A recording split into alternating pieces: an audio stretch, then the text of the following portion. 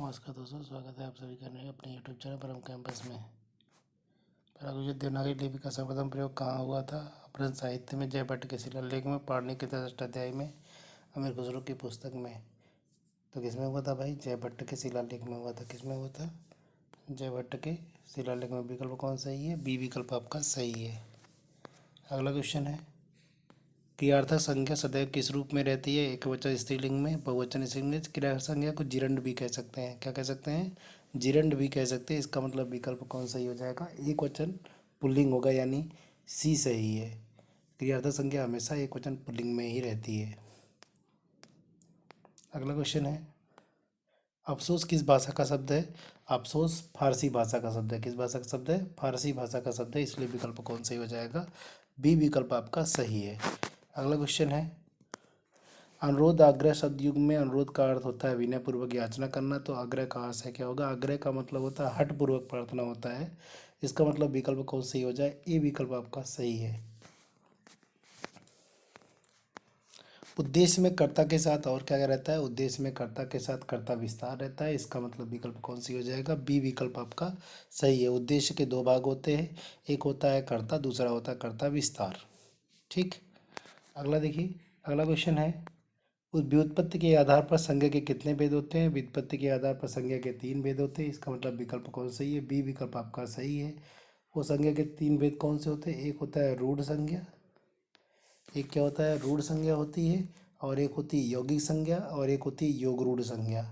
तो 3 विकल्प हो गए। अगला क्वेश्चन है, सर्वनाम वाले वाक्यों में लिंग का निर्धारण किसके आधार पर किया जाता है? सर्वनाम वाले वाक्यों में लिंग का निर्धारण क्रिया के आधार पर किया जाता है। किसके आधार पर किया जाता है? क्रिया के आधार पर किया जाता है। क्रिया से ही पहचान पाता है कि सर्वनाम किस पुल्लिंग या पुल्लिंग का है या स्त्रीलिंग का है। अगला क्वेश्चन है, जहाँ उपमेय स्वयं ही अपना उपमान कब हो वह अलंकार होता है अन्वय अलंकार। कौन सा अलंकार होता है भाई? अन्वय अलंकार होता है। इसका मतलब विकल्प कौन सही है? सी। जैसे एग्जाम्पल अगर देखें तो भारत सम भारत है, भारत सम भारत है।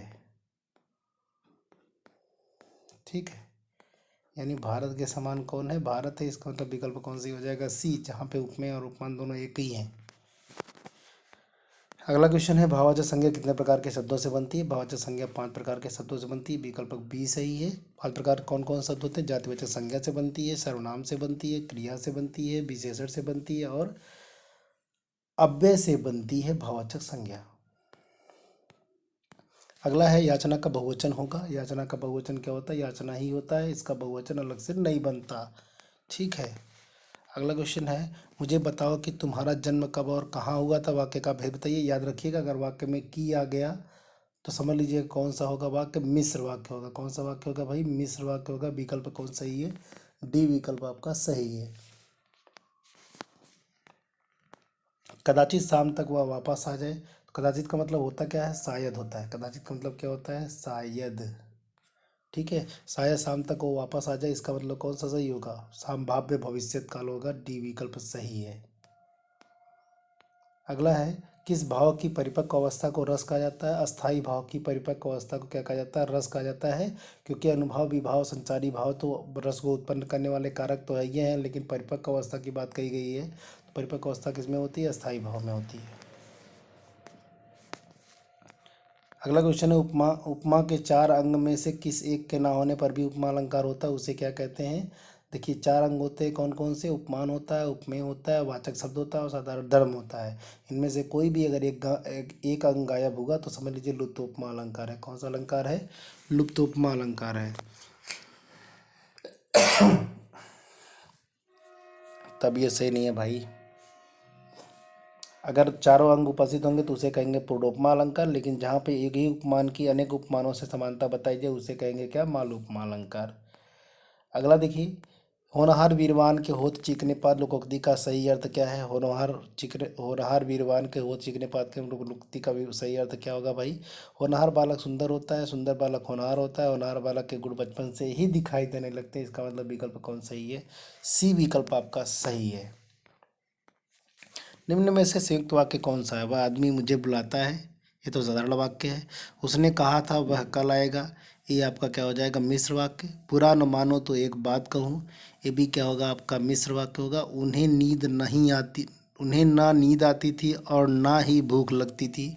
इसका मतलब विकल्प कौन सा सही होगा? डी विकल्प सही। यहाँ पे कामा तो लगा लेकिन बोलने में और आ रहा है।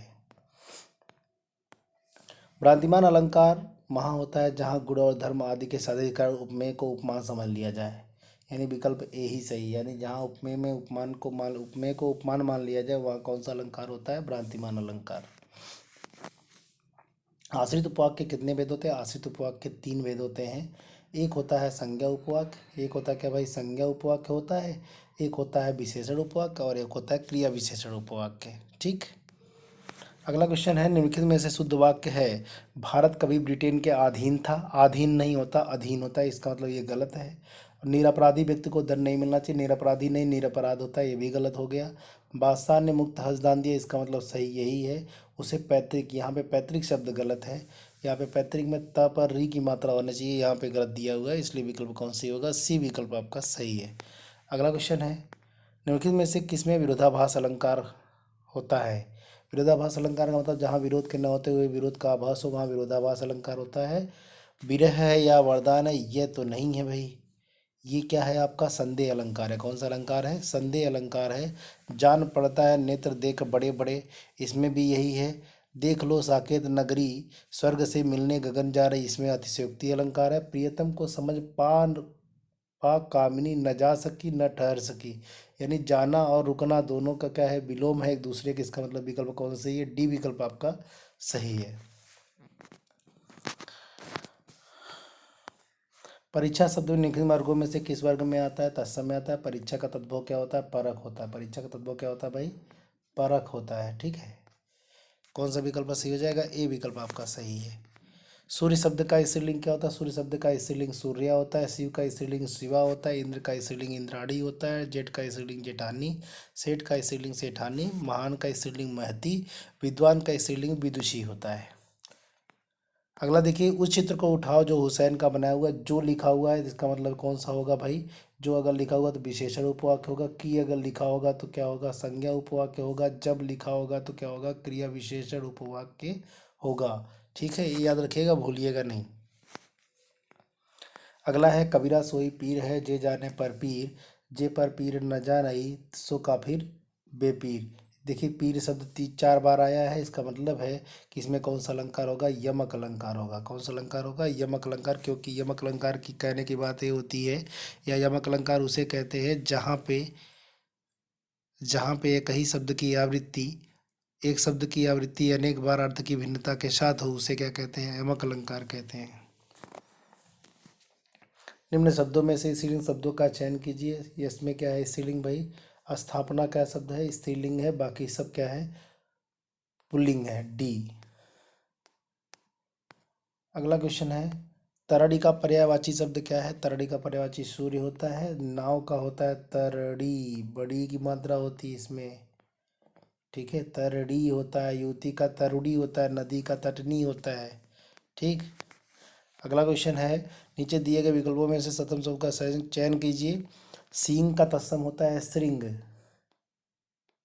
सिंह का तत्सम क्या होता है? सिंह होता है। डंडा का दंड होता है। और छेद का क्या होता है? छिद्र होता है। ठीक है, विवाह का तत्व क्या होता है? ब्याह। इसका मतलब विकल्प कौन सही है? बी विकल्प आपका सही है।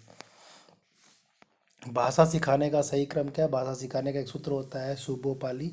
सु का मतलब सुनना यानी श्रवण करना। बो का मतलब बोलना। प का मतलब पढ़ना। ली का मतलब लिखना, यानी विकल्प कौन सही है? बी विकल्प आपका सही है। अगला क्वेश्चन है, किस समूह में यण संधि रहित शब्द है? यण संधि रहित, बी विकल्प है। यहाँ पे देखिए स्वार्थी जो लिखा हुआ है, स्वार्थी में दीर्घ संधि। कौन संधि है? दीर्घ संधि है। यण संधि नहीं है, इसलिए विकल्प कौन सही हो जाएगा? बी विकल्प आपका सही है।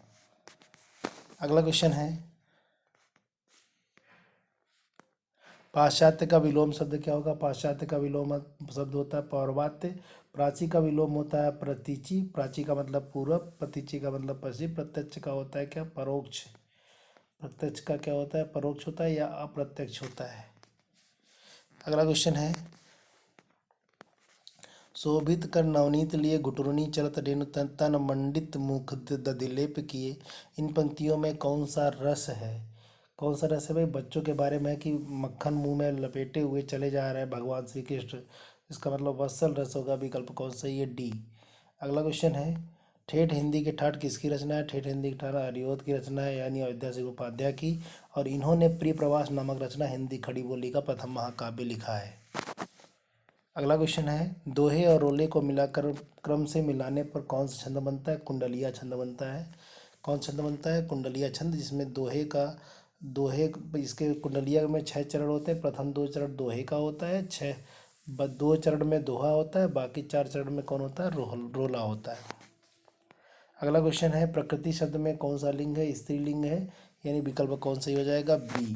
आज के लिए इतना ही दोस्तों, थैंक यू सो मच, धन्यवाद, मिलते हैं अगले वीडियो में।